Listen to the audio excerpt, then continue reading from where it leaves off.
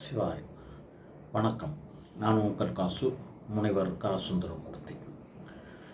வீட்டு நிர்வாகமாக இருந்தாலும் சரி, ஒரு ஊர் நிர்வாகமாக இருந்தாலும் சரி, ஒரு மாவட்ட நிர்வாகமாக இருந்தாலும் சரி, ஒரு மாநில நிர்வாகமாக இருந்தாலும் சரி, ஒரு கல்லூரி நிர்வாகமாக இருந்தாலும் சரி, ஒரு பெரிய அரசு நிர்வாகமாக இருந்தாலும் சரி, ஒரு மாநில நிர்வாகமாக இருந்தாலும் சரி, இல்லை ஒரு நாட்டோட நிர்வாகம் இருந்தாலும் சரி, இந்த நிர்வாகம்னு வந்துட்டால் 4 உபாயங்களை நம்ம கடைபிடித்து நிர்வகிக்க வேண்டும்.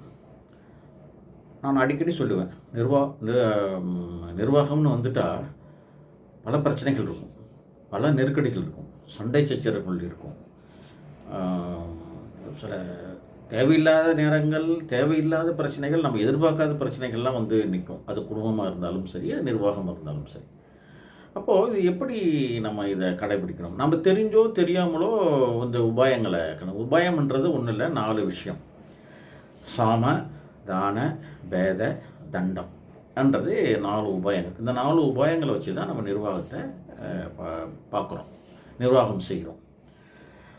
இதை எனக்கு தெரியாமலே நான் 60 வருஷத்துக்கு முன்னாடி நான் இதை கடைபிடிச்சிருக்கிறேன். எனக்கு அன்னைக்கு தெரியாது இந்த உபாயம்னு. அது கொஞ்ச நாளுக்கு முன்னாடி இப்போ திருக்குறள்லாம் படித்து ஒரு தடவை பேசும்போது தான் எனக்கு அந்த நிகழ்வு வந்து ஞாபகம் வந்து. என்னுடைய 2வது தங்கச்சி 5 வயசு 6 வயசு இருக்கும்போது ஏதோ ரொம்ப அடம் பிடிக்குது. எங்கள் அப்பா சொல்லி பார்க்குறாரு, கேட்கல. என் தங்கைங்க மற்ற தங்கைங்கள் சொல்கிறாங்க, கேட்கல. என் தம்பி சொல்கிறான், கேட்கல. சாப்பிட மாட்டேங்குது, அழுதுகிட்டே இருக்குது, அடம் பிடிச்சிட்டே இருக்குது. யார் சொன்னாலும் கேட்கல. என்னன்னு நான் கேட்டேன். அப்போ நான் கல்லூரியில் படிச்சுட்டு இருந்தேன், பிஇ படிச்சிருந்தேன். ஃபஸ்ட் இயரோ செகண்ட் இயரோ வீட்டுக்கு வந்திருக்கும்போது இந்த நிகழ்வு நடந்தது. என்னான்னு கேட்டால், இது மாதிரி சாப்பிட மாட்டேங்குது, எது சொன்னாலும் கேட்க மாட்டேங்குது. அப்புறம் நானும் போய், என்னடா கண்ணு, என்ன வேணும், உனக்கு நான் நாளைக்கு சாக்லேட் வாங்கித்தரேன், இல்லை நீ உனக்கு பிடிச்ச பொருள், பேனா பென்சில் வாங்கித்தரேன், ட்ரெஸ்ஸு வாங்கித்தரேன், சாப்பிடுப்பா அப்படின்னு சொன்னேன். சாப்பிடலை. ஆக சமாதானமாக பேசினேன், சாப்பிடலை. அப்புறம் நான் சமாதானம் முதல்ல பேசினேன். அப்புறம் வந்து எதாவது தரேன்னு சொன்னேன். அதுவும் இப்போ 2க்குமே அது கேட்கல.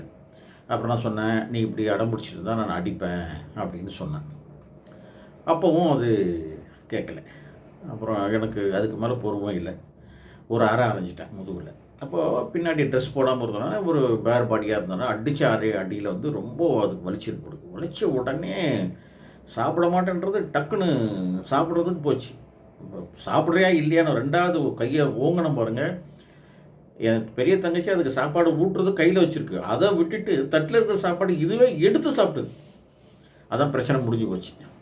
இது ஒரு விஷயம். இதில் என் தங்கைக்கு நான் கடைபிடித்தது 4 விஷயம். முதல்ல சமாதானம் சொன்னேன். அப்புறம் ஏதாவது வாங்கித்தரேன்னு பொருள் வாங்கித்தரேன்னு சொன்னேன்.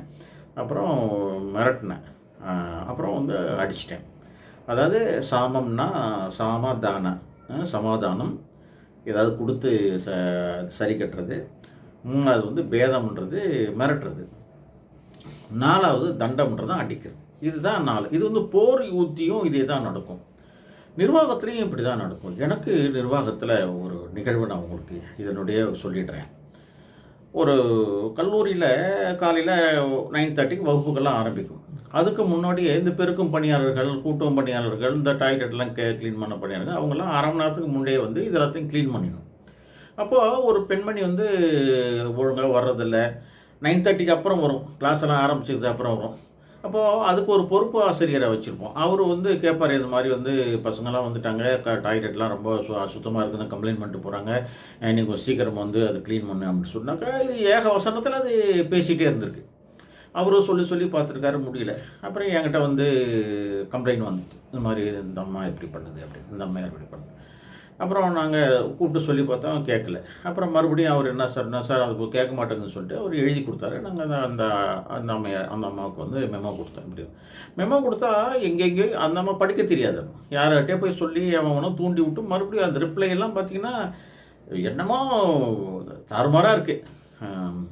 அப்புறம் நான் மறுபடியும் அதே போல் செஞ்சது. மறுபடியும் நான் கூப்பிட்டு வான் பண்ணேன், இதை யாருக்கிட்டே சொல்லி நீ எழுதி வாங்கிட்டு வர, உனக்கு என்ன அவங்க பதில் எழுதுறாங்கன்னு தெரியுமா அப்படின்னா. அதெல்லாம் அவங்களுக்கு சொல்ல வேண்டிய அவசியம் இல்லை அப்படின்லாம் சொல்லிகிட்டே இருந்தது.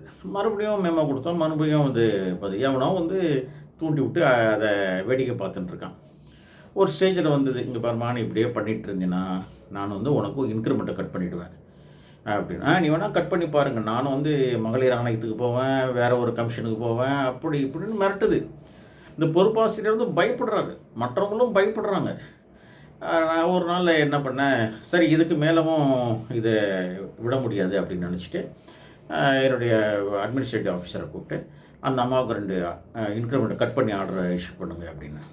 அவர் சார் நான் ஆர்டர் தான் பண்ணுறீங்களா இல்லையான்னு, உங்களுக்கு கையெழுத்து போடுறதுக்கு பயமாக இருந்ததுனாக்கா நீங்கள் ஓசிலெலாம் கையெழுத்து போட வேண்டியதில்லை, நானும் ஓசிலையும் எஃப்சிலையும் நானே கையெழுத்து போட்டுறேன், போய் நீ போய் டிராஃப்ட் பண்ணி கொண்டு வா அப்படின்னா. போனால் கொண்டு வந்தாக்க கையெழுத்து போட்டாங்க, இஷ்யூ பண்ணிட்டோம். இஷ்யூ பண்ணிவிட்டு உடனே இந்த அம்மையார் அதை எடுத்துன்னு போய் இவனுக்கு இந்த அம்மாவுக்கு தூண்டி விட்டுது பதில் எழுதி கொடுத்தோன்னா அவங்ககிட்ட போய் சொல்லி காட்டினோடனே அத்தனை பேரும் அப்படியே இந்த அம்மாவை கைவிட்டுட்டு விலகிட்டாங்க. இது என்ன செய்யுதுன்னு தெரியல.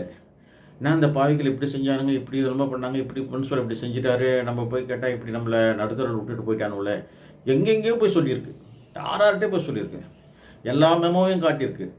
இதையும் இன்க்ரிமெண்ட் கட் பண்ணதையும் காமிச்சோன்னா எல்லோரும் என்ன சொல்லிட்டாங்க, உங்கள் முதல்வர் வந்து கரெக்டாக தான் ஃபாலோ பண்ணி நீ எங்கே போனாலும் ஒன்றும் செல்லாது அவர்கிட்ட, நீ எந்த கமிஷனுக்கு போனாலும் சரி, எந்த ஆணையத்துக்கு மகளிர் ஆணையத்துக்கு போனாலும் சரி, அவர் வந்து இதெல்லாம் பார்த்து தூசி அவருக்கு டக்குன்னு அவர் தட்டி போட்டு போயிடுவார், இதுக்கு மேலே ஒன்றும் பண்ண முடியாது.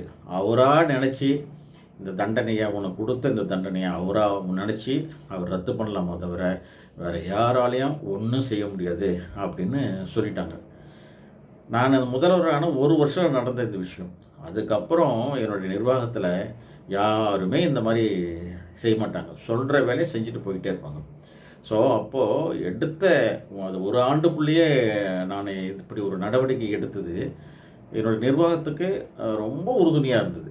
ஸோ இங்கேயும் நான் அதான் சொன்னேன், முதல்ல சமாதானமாக சொன்னேன், அப்புறம் நீ இதை சீக்கிரம் வந்துடு, உங்களுக்கு ஒரு ஏதாவது இன்சென்டிவ் கொடுக்குறோம் போகிறோம் ஏதோ ஒன்று சொன்னேன், அப்புறம் நீ இப்படி எல்லாம் செஞ்சிட்டின்னா நான் உனக்கு தண்டனை கொடுக்க வரும்னு சொன்னேன், அதையும் கேட்கல. கடைசியில் தண்டனை தான் அந்த 2 தண்டனை அடிக்கிறது இல்லை, ஒரு ஆக்சுவலாக இந்த 4வது தண்டம்ன்றது அடிக்கிறதுக்குன்னு அர்த்தம், அது போரில் பார்க்கலாம்.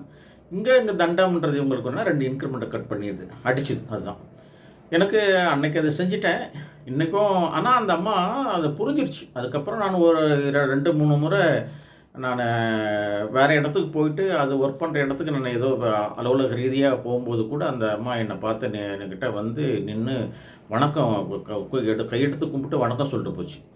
எனக்கு கொஞ்சம் அது ஆச்சரியமாக தான் இருந்தது. ஆனால் இன்றைக்கும் அந்த அம்மாவுக்கு நம்ம செஞ்சுட்டுமா அது ஏன்னா அந்த 2 இன்க்ரிமெண்ட்ன்றது அது ரிட்டையர் ஆகும்போது அதனுடைய பென்ஷன் கொஞ்சம் குறையும்.